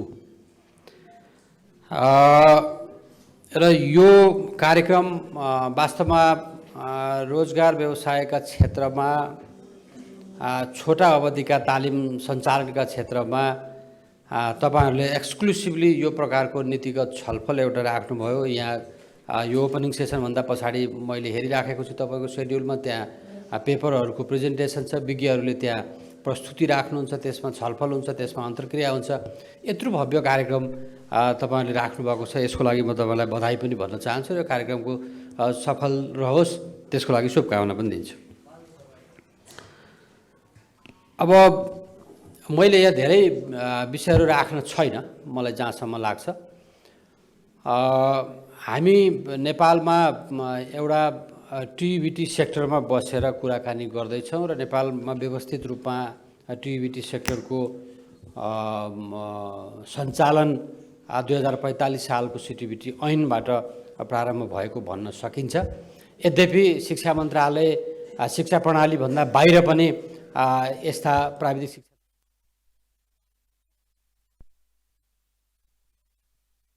चाहिँ के भनेदेखि हामीले व्यवस्थित रूपमा सञ्चालन गर्दै आएका छौँ। आज यो बिन्दुसम्म हामी आएका छौँ। यहाँसम्म आउँदाखेरि हाम्रा केही सुखद अनुभवहरू पनि छन्, केही दुःखद अनुभवहरू पनि रह्यो होला। सुखद अनुभव यस्तो रह्यो कि टिभिटीको सेक्टरमा हामीसँग इन्स्टिट्युसनहरू बने। नेपालकै एपेक्स इन्स्टिट्युसनको रूपमा सिटिभिटी छ, शिक्षा प्रणाली अन्तर्गत शिक्षा मन्त्रालय आफैमा नीतिगत सहजीकरणको लागि कतिपय कार्यक्रमहरू को सञ्चालन व्यवस्था समेतको लागि शिक्षा मन्त्रालय स्वयं छ र शिक्षा मन्त्रालयभन्दा बाहिर विभिन्न मन्त्रालयहरू 16वटा मन्त्रालय लगायतका विभिन्न संस्थाहरू पनि क्रियाशील छन् र अहिले आएर प्रदेश सरकार र स्थानीय सरकार पनि यो टिबिटी सेक्टरका कार्यक्रमहरू सञ्चालन गर्नको लागि संरचनागत रूपमा क्रियाशील रहेको छ। यसलाई हामीले एउटा सुखद अनुभव पनि भन्नुपर्छ। यही बिचमा मैले एउटा दृष्टान्त एउटा आँकडा यहाँ भनौँ कि प्रत्येक वर्ष नेपालमा सक्रिय श्रम शक्ति 5 लाखको जनसङ्ख्यामा बजारमा पदार्पण हुन्छ र त्यो 5 लाखको जनसङ्ख्यामध्ये 1,50,000 को जनसङ्ख्यालाई तालिम दिने संयन्त्र हामीसँग छ। मैले अघि भने शिक्षा प्रणालीभित्र शिक्षा प्रणालीभन्दा बाहिर 1,50,000 3,50,000 जनसङ्ख्या अझै पनि वार्षिक रूपमा के त भन्दाखेरि श्रम शक्तिमा जो प्रवेश गर्छ त्यो श्रम शक्तिलाई हामीले के भनेदेखि श्रम बजारमा प्रवेश गर्छ त्यो श्रम शक्तिलाई तालिम उपलब्ध गराउन सकिएको छैन। त्यसरी हेर्दा सम्भवतः हामीले चाहिँ के भनेदेखि 70% को हाराहारी जनशक्तिलाई अहिले पनि तालिमबाट सम्बोधन गर्न सकेका छैनौँ। ती जनशक्तिहरू कुनै श्रम शक्ति कुनै न कुनै रूपमा चाहिँ श्रम बजारमा छ या अन्यत्र कहीँ छ या वैदेशिक श्रम बजारमा गएको छ। भनेपछि आज मलाई लाग्छ आजसम्म नेपाल सरकारले स्थापना गरेका तालिम सञ्चालनका चाहिँ के भनेदेखि प्रावधानहरू व्यावसायिक प्राविधिक शिक्षा तथा व्यावसायिक तालिम सञ्चालनका प्रावधानहरूले पनि सम्बोधन गर्न नसकेको त्यो 70% भोल्युम त्यो प्रत्येक वर्ष चाहिँ के भनेदेखि हामी यही जनसङ्ख्या तालिम अप्राप्त छ यो जनसङ्ख्यालाई के गर्ने भनेरै छलफल गरिरहेछौँ चिन्तन गरिरहेछौँ। भनेपछि यो विषय चाहिँ अहिले पनि हामीले पुरा गर्न नसकेको सम्बोधन गर्न नसकेको एउटा पक्ष हामी सामु छ। यसलाई सम्भवतः हामीले चुनौती पनि भनेर जानुपर्छ होला। र मिन टाइम अर्को पनि हामीले सम्झन पर्ने विषय छ कि हामीसँग चाहिँ यतिका संरचनाहरू भए सिटिबिटी को सिस्टमभित्र 1182वटा संस्थाहरू क्रियाशील छन्। त्योभन्दा बाहिर पनि विभिन्न संस्थाहरू जो मैले अघि भने क्रियाशील छन् र छोटा अवधिका तालिमहरू सञ्चालन गर्नको लागि 1560वटा संस्थाहरू पनि सञ्चालनमा छन् कानुनबद्ध तरिकाले सम्बन्धन प्राप्त गरेर। आज हामीले यी विभिन्न खालका संस्थाहरूमा त्यहाँ खास गरी सिटिबिटी अन्तर्गतका संस्थाहरूमा विद्यार्थीहरूको परीक्षार्थीहरूको अकुपेन्सी रेट हेऱ्यौँ भने 49% को आँकडा हामी हेर्दैछौँ। हामीसँग झन्डै 51% हाम्रो क्षमता अझै पनि अन्डर युटिलाइज भइराखेको छ र अर्कोतिर हामीले भनिराखेका छौँ त्यतिको ठुलो श्रमशक्ति जनशक्तिलाई हामीले तालिम प्रदान गर्न सकिराखेको छैन। यो मिसम्याचेज एउटा महत्त्वपूर्ण आँकडा एउटा महत्त्वपूर्ण तथ्य हो र यो यसले हामीलाई सायद गम्भीर बनाउनु पर्दछ भन्छु। अर्कातिर रोजगार बजारको हामीले कुरा गऱ्यौँ भने रोजगार बजारमा रोजगारदाताहरूले उद्योग धन्दाहरूमा नेपालमा तालिम प्राप्त जनशक्ति हामीले पाउन सकेनौँ र हामी तालिम प्राप्त सिपयुक्त जनशक्ति पाउन सकेनौँ। सिपयुक्त जनशक्तिको अभावमा छौँ। हामीले कहिलेकाहीँ तपाईँको वैदेशिक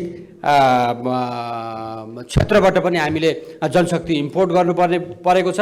भनेपछि कतिपय हामीले आफैले पनि तालिम सञ्चालन गरेर आफ्नो जनशक्तिहरूलाई तालिम प्राप्त तुल्याउनु परेको छ। सरकारी संयन्त्रबाट हामीलाई यी रोजगारी बजारमा प्राप्त हुने जनशक्तिलाई तालिम प्रदान गर्न सकिएन। यो प्रावधान भएन। यो कमीको कुरा फेरि श्रम बजारबाट पनि त्यत्तिकै रूपमा आइराखेको छ।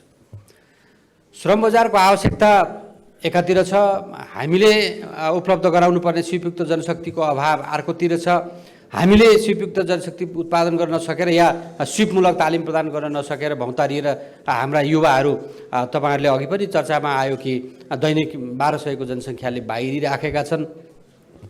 अर्कोपट्टि हामीसँग चाहिँ सरकारले खोलेका ठुलो लगाली ठुलो धनराशि खर्च गरेर चाहिँ सञ्चालन गरेका ती संस्थाहरूमा ती प्राविधिक संस्थाहरूमा आज अकुपेन्सी रेट कमी छ कि आधा 50% भन्दा कमी अकुपेन्सी रेट छ भनेको हाम्रो क्षमताको उपयोग भएको छैन।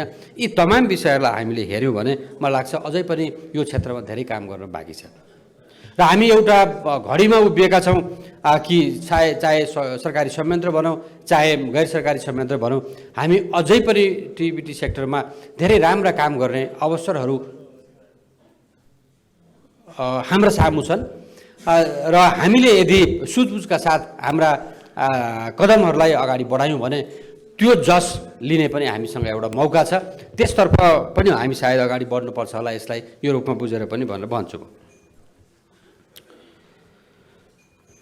अब अर्कोतिर हामीले कुरा गर्दा यहाँ मान्य राष्ट्रिय योजना आयोगका मान्य सदस्यज्यू हामीसँग हुनुहुन्छ र अरू प्रतिष्ठित महानुभावहरू यहाँ हुनुहुन्छ र यहाँ हामीले एउटा सानो जानकारी राख्नै पर्छ कि मैले अघि भने हामी कहाँ यति ठुलो हामीले सिपमूलक तालिम प्रदान गर्ने एउटा खाडल ग्याप हामीसँग थियो र त्यही ग्यापलाई कुनै न कुनै रूपमा सम्बोधन गर्नको लागि भनेर शिक्षा मन्त्रालयले वास्तवमा 2011 सालबाट एउटा परियोजना प्रारम्भ गरेको रहेछ, व्यवसाय शिक्षा तथा तालिम अभिवृद्धि परियोजना भन्ने।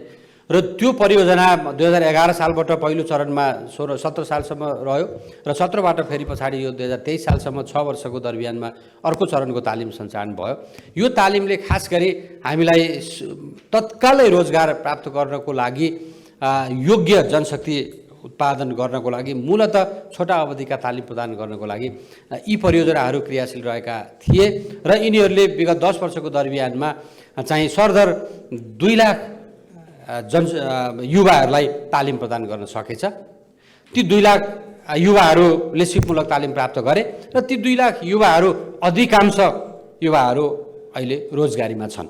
यो पनि हाम्रो तथ्यले चाहिँ स्थापित गरेको छ र अहिले पछिल्लोचोटि हामीले ट्रेसर स्टडी गर्दाखेरि पनि 87% हाम्रो तालिम प्राप्त जनशक्तिहरू ती परियोजनाहरूबाट जो शिक्षा मन्त्रालयबाट सञ्चालन भयो त्यो परियोजनाहरूबाट चाहिँ तालिम प्राप्त जनशक्ति मध्ये 87% जनशक्ति रोजगारीमै छ, चाहे त्यो स्वरोजगारीमा छ चाहे त्यो रोजगारीमा छ।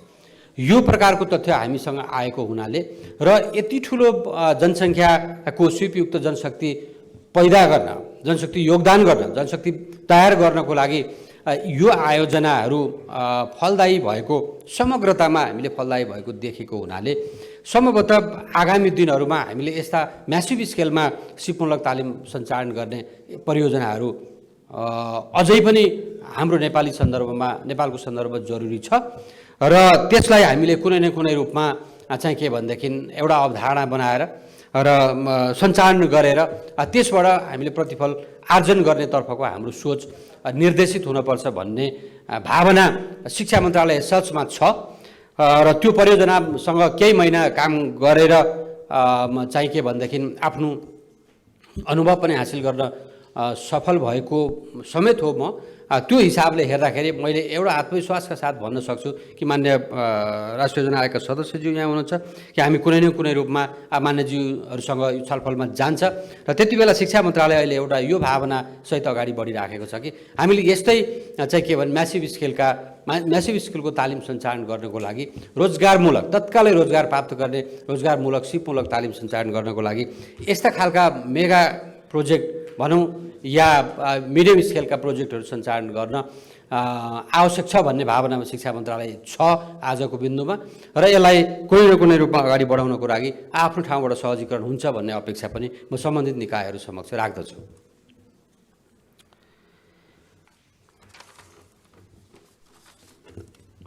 अब अन्तमा हामीले यही विषयलाई फेरि भन्न पर्ने कि यति हुँदाहुँदै पनि हामी सुधारका लागि हाम्रा सरकारका प्रयासहरू अगाडि बढिराखेकै छन्। जो नेपालमा हामीले एउटा व्यावसायिक शिक्षा तथा प्राविधिक शिक्षा तथा व्यावसायिक शिक्षा ऐन लिएर आउनको लागि एउटा अभ्यास पनि हाम्रो सामु छ र हामीसँग रहेको एउटा टियुबिटी सेक्टरको एपेक्स इन्स्टिट्युसन सिटियुबिटी छ। सिटियुबिटीको व्यवस्थापकीय सुधारका लागि त्यसको पुनर्संरचनाका सम्बन्धमा पनि कामहरू भइराखेकै छन्। त्यस्तै गरेर हामीले लङ टर्म 10 वर्ष एउटा टियुबिटी स्ट्राटेजिक प्लान पनि बनिसकेको छ र नेपाल सरकारबाट त्यो स्वीकृत पनि भइसकेको छ। त्यसले अत्यन्तै महत्त्वाकांक्षी लक्ष्यहरू पनि राखेको छ। ती लक्ष्यहरू र त्यसले राखेका रणनीतिक कार्यहरूलाई यदि हामीले सम्पादन गर्न सक्यौँ भने नेपालमा अवश्य पनि हामीले सन् 2030 सम्ममा चाहिँ सरकारले अपेक्षा गरेको एसडिजीको लक्ष्य हासिल गर्न सक्ने त्यहाँ प्रावधानहरू हामी सामु छन्। यति हुँदाहुँदै पनि यहाँ मैले 2-3वटा विषयमा इम्फोसाइज गर्न चाहन्छु र म मेरो भनाइलाई अन्त गर्न चाहन्छु। पहिलो कुरा, हामीले हामी यहाँ रोजगार नेपाल तालिम तथा रोजगार व्यवसायी संस्था छौँ र हामी सरकारी संयन्त्रका मानिसहरू पनि छौँ।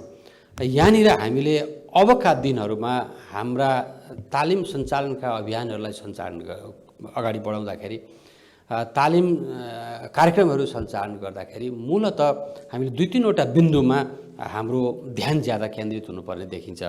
र पहिलो कुरा भनेको हामीसँग तालिम लिने लक्षित समूहका ती प्रशिक्षार्थीहरू कहाँ छन्, कुन अवस्थामा छन्, को हुन् र तिनीहरूको एउटा वैधानिक रूपमा चाहिँ के भने पहिचान गर्ने र तिनीहरूको एउटा डेटाबेस सिर्जना गर्ने र ती साँच्चीकै हामीले लक्ष्य गरेका परीक्षार्थीहरू हुन् र आज चाहिँ के भनेदेखि नेपालमा सरकारको लागि एउटा दायित्वको रूपमा रहेका ती जनशक्तिहरू हुन्, ती युवाहरू हुन् भन्ने किसिमबाट हामीले एउटा त्यो तथ्य स्थापित गर्नको लागि त्यो बिन्दुमा हामीले सम्भवतः अहिलेसम्म गरिराखेको भन्दा अलि ज्यादा काम गर्नुपर्ने देखिन्छ। भने अर्को एउटा पक्ष के देखिन्छ त भन्दा हामीले तालिमहरू सञ्चालन गर्दाखेरि तालिमको गुणस्तर पक्षमा हामी जान पर्ने देखिन्छ। र गुणस्तर पक्षमा कुरा गर्दाखेरि मैले 2टा कुरा मात्र भन्छु। पहिलो, तालिमको लागि चाहिने हामीसँग आवश्यक सामग्रीहरू, आवश्यक उपकरणहरू र आवश्यक संस्था, ट्रेनिङको लागि भेन्युजहरू, एप्रोप्रिएट भेन्युजहरूको बारेमा हामी कति गम्भीर छौँ, हामीले त्यसको सुनिश्चितताको लागि कुन लेभलको काम गरेका छौँ भन्ने कुरामा हामीले अलि ज्यादा ध्यान दिनुपर्ने रहेछ। र अर्को महत्त्वपूर्ण कुरा के त भन्दाखेरि तालिम सञ्चालन गरिसकेपछि ती प्रशिक्षार्थीहरूले तालिमको प्रमाणपत्र प्राप्त गर्नुपर्दछ। उहाँहरू जब तालिमको प्रमाणपत्र प्राप्त गर्नुहुन्छ तब उहाँहरू ग्रेजुएट हुन्छ र तालिमको प्रमाणपत्रमा तालिमको गुणस्तर जोडिएको छ। अरू प्रक्रियागत सवालहरूमा, विषयहरूमा जहाँ जे भए पनि तालिमको प्रमाणपत्र जब विद्यार्थीहरूमा हाम्रो वैधानिक यो छोटा अवधिका तालिम को सिप परीक्षणका लागि जो स्थापित संस्था छ सिटिबिटी अन्तर्गतको एनएसटिबी, त्यहाँबाट जब त्यो सिपको प्रमाणीकरण हुन्छ त्यसो भएपछि हामीले बुझ्न सक्छौँ कि यो तालिमको गुणस्तर त्यो हदसम्म, त्यो स्तरसम्म सुनिश्चित भएको छ। र त्यसको अलावा हामीले अर्को एउटा महत्त्वपूर्ण पक्ष ध्यान दिनुपर्ने रहेछ कि यो काममा सक्रिय संस्थाहरू, तालिम तथा रोजगार व्यवसाय सञ्चालन गर्ने संस्थाहरू हामी कुन रूपमा छौँ। अब यो संस्थाहरूलाई अझ ज्यादा सुदृढ गर्न, अझ ज्यादा उहाँहरूलाई तोकिएको काममा सशक्त गराउनको लागि उहाँहरूलाई कुनै चाहिँ एउटा कानुनी हिसाबले चाहिँ सशक्तिकरण गर्न आवश्यक छ कि, अरू प्रकारले सशक्तिकरण गर्न आवश्यक छ कि, क्षमता विकासको हिसाबले सशक्तिकरण गर्न आवश्यक छ कि, ताकि उहाँहरूमा एउटा सम्पूर्ण रूपमा व्यावसायिक क्षमता पनि रहोस्, व्यावसायिक जवाबदेहिता पनि रहोस्, जसको कारणले गर्दाखेरि सरकारले सञ्चालन गर्ने, जुनसुकै निकायबाट पनि सञ्चालन गर्ने यस्ता कार्यक्रमहरूको त्यहाँ गुणस्तर सुनिश्चितताको पनि सवाल रहन्छ। र त्यहाँ चाहिँ के भनेदेखि ती तालिम प्राप्त ग्रेजुएटहरूको रोजगार बजारसँगको आबद्धतालाई पनि हामीले सुनिश्चित गर्न सक्छौँ होला। यो विषयलाई मैले अलिकति हाइलाइट गरेँ। र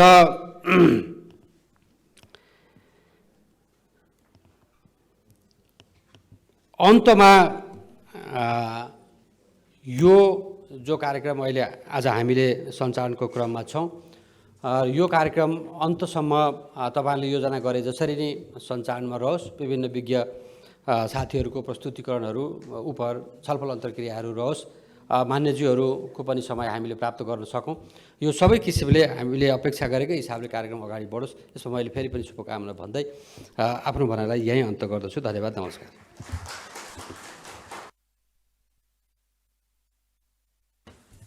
धन्यवाद।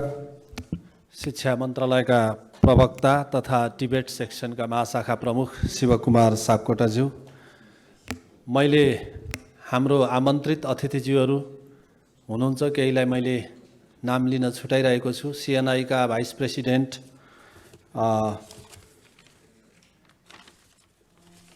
इन्जिनियर वीरेन्द्र पाण्डेज्यू आइसक्नु भएको छ, सरलाई हार्दिक आभार। त्यस्तै गरी मौरी पालक महासङ्घका मोहनराज खनाल सरलाई मैले सम्झेँ, हार्दिक आभार। टेलरिङ महासङ्घका प्रतिनिधि जो हुनुहुन्छ मैले उहाँलाई सम्झेँ, आसन ग्रहणका लागि अनुरोध गरेँ। त्यस्तै गरी घरेलु उद्योग महासङ्घका उमेश प्रसाद सिंहज्यूलाई मैले अनुरोध गरेँ। त्यस्तै एफक्यानका कन्स्ट्रक्सन एसोसिएसनका जो प्रतिनिधि हुनुहुन्छ उहाँलाई पनि मैले हार्दिक अनुरोध गरेँ। वैदेशिक रोजगार व्यवसायी सङ्घका राजेन्द्र भण्डारीज्यूलाई अनुरोध गरेँ। सँगसँगै राजाराम गौतम नेपाल वैदेशिक रोजगार ओरिएन्टेसन महासङ्घको जो प्रतिनिधि अथवा अध्यक्षज्यू हुनुहुन्छ उहाँलाई पनि मैले हार्दिक अनुरोध गर्दै यो पहिलो हामीका कार्यक्रम 2 सत्रको कार्यक्रम छ। एउटा उद्घाटन सत्र र दोस्रो अलिकति प्राविधिक प्रस्तुति र छलफल अन्तर्क्रिया सहितको सत्र छ। हामीले समय दिनै पर्थ्यो, सिटिबिटीका सदस्य सचिवज्यूलाई समय दिन पर्थ्यो, हाम्रो महासङ्घका संस्थापक अध्यक्ष चन्द्र साउदज्यूलाई समय दिन पर्थ्यो, निजी क्षेत्रका सिएनआईका एफएनसिसिआईका चाहिँ प्रतिनिधि पदाधिकारीज्यूहरूलाई पहिलो सत्रमै केही समय छुट्याउनु पर्थ्यो, त्यो सकिरहेका छैनौँ। प्राविधिक कारणले, समयको चापका कारणले म एउटा कार्यक्रम सञ्चालकको हिसाबले म क्षमाप्रार्थी हुँदै कार्यक्रमलाई पुनः सेड्युल अनुसार अगाडि बढाउन अनुमति माग्दै यसपछि सिटिबिटीका उपाध्यक्ष खगेन्द्र अधिकारी सरलाई आफ्नो संक्षिप्त शुभकामना मन्तव्य राखिदिनु हुनको लागि मैले हार्दिक अनुरोध गर्दछु।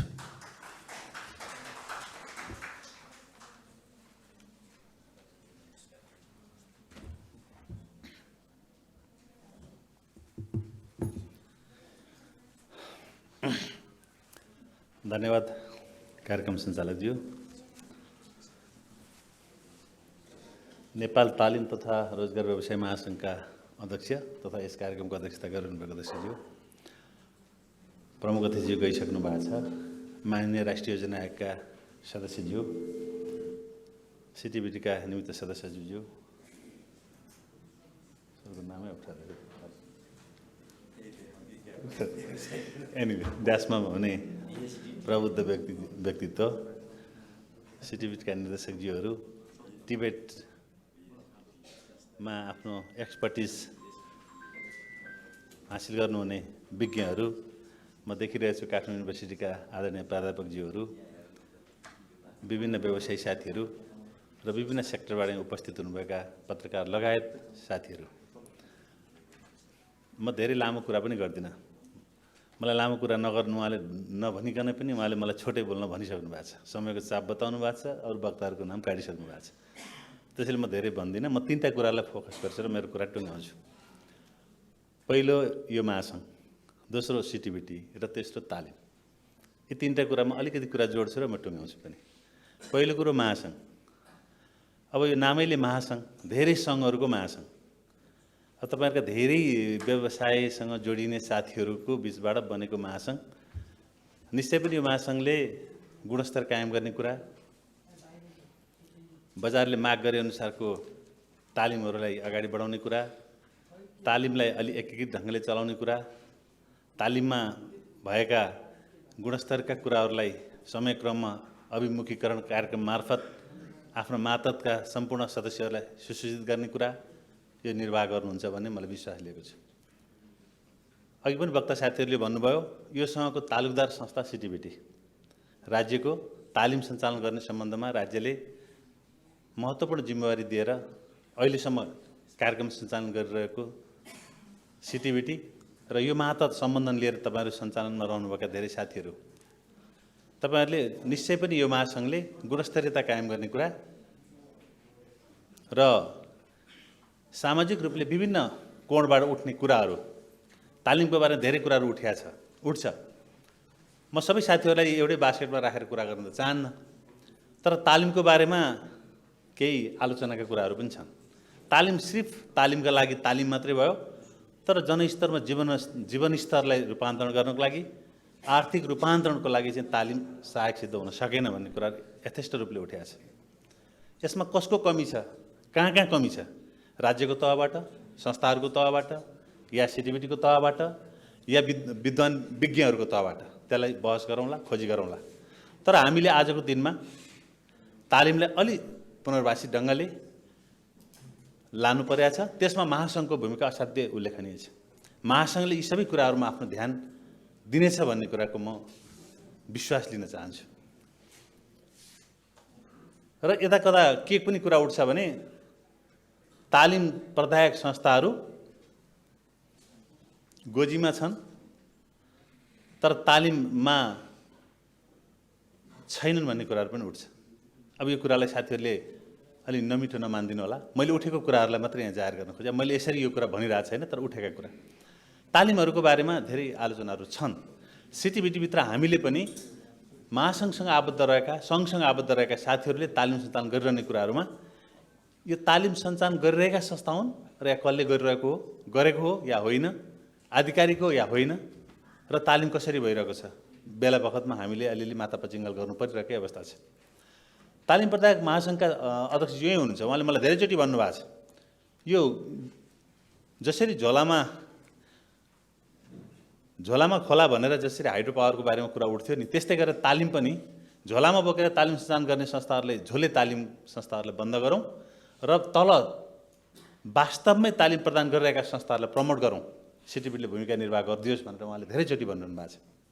हामी पनि त्यो प्रयासमा छौँ, हामी छलफलमा छौँ र संस्थाहरूलाई हामी रेगुलेट गरेर वास्तविक संस्थाहरू जसले काम गरिरहनुभएको छ, जसले जनशक्ति उत्पादन गर्नुभएको छ, तपाईँहरूलाई हामी सहयोग गर्न चाहन्छौँ।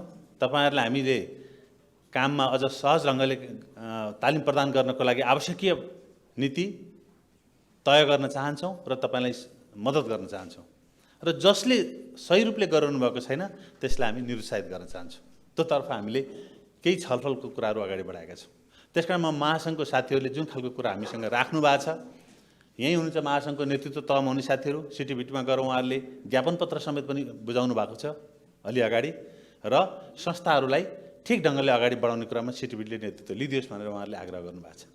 त्यसकारण महासङ्घ मातहतका सबै सङ्घका साथीहरूले गुणस्तरीय ढङ्गले तालिमहरू सञ्चालन गर्ने र तालिम मार्फत जनचाहना, जनअपेक्षा, आर्थिक समृद्धि, आर्थिक रूपान्तरण र जनताको जीवनस्तरमा समृद्धिको लागि जुन खालको अपेक्षा राख्नु भएको छ त्यो कुरा हामी पनि सहयोग गर्न चाहन्छौँ।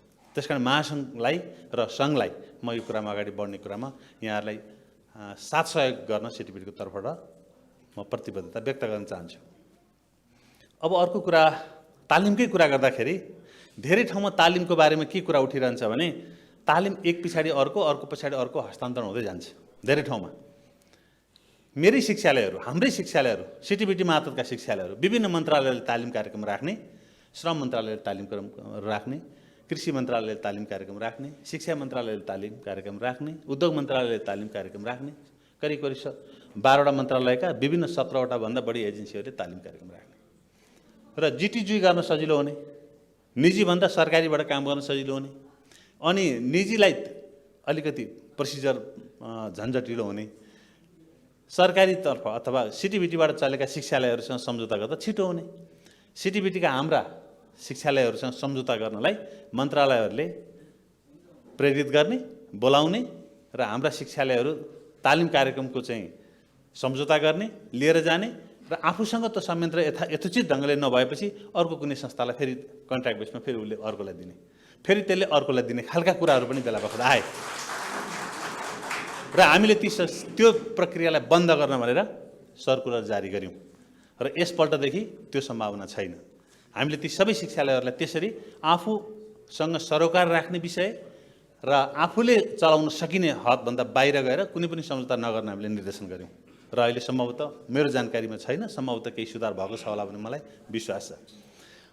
अब त्यस्तै गरेर केही तालिम कार्यक्रमहरूमा वास्तवमा तालिम कार्यक्रमले नै मान्छेहरूलाई चाहिँ सिपयुक्त बनाउँछ र सिप प्रयोग गरेर जीवनयापन गर्न सजिलो हुन्छ भन्ने कुरा त दुई मात्रै छैन र त्यही तालिम कार्यक्रमहरूलाई अगाडि बढाउने कुरामा विभिन्न खालका तालिमहरूको माग छ। अब हामी एक्जाम्पलको लागि आज हामीले लिथो चलाउने तालिम दिएर के अर्थ छ र?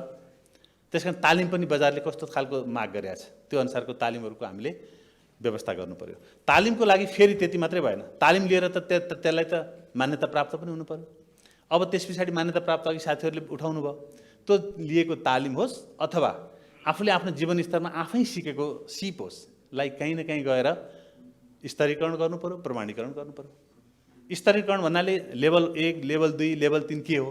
स्तरीकरण गर्नु पर्यो र प्रमाणीकरण पनि गर्नु पर्यो। तपाईले लिएको तालिम, तपाईसँग सर्टिफिकेट भयो भने तपाईँ जुनसुकै ठाउँमा पनि व्यवसायमा जान सक्नुहुन्छ भन्ने ढङ्गले स्तरीकरण पनि गर्नु पर्यो, प्रमाणीकरण पनि गर्नु पर्यो। त्यो सिटिभिटी मार्फत हाम्रो एनएसटिपीबाट त्यो तालिम कार्यक्रमलाई हामी चाहिँ स्तरीकरण र प्रमाणीकरण गर्छौँ। हामी स्किल टेस्टिङ गर्छौँ। यसमा हामीले धेरै मेन पावरहरूको, धेरै जनशक्तिहरूको हामीले स्किल टेस्टिङ गरेका छौँ। तर अहिले पनि तल हेरौँ भने धेरै मान्छे हामी पाउँदैनौँ। अहिले पनि समग्रमा हाम्रो बुझाइ के छ भने दक्ष जनशक्ति बजारमा छँदै छैन। यो सत्य कुरा हो।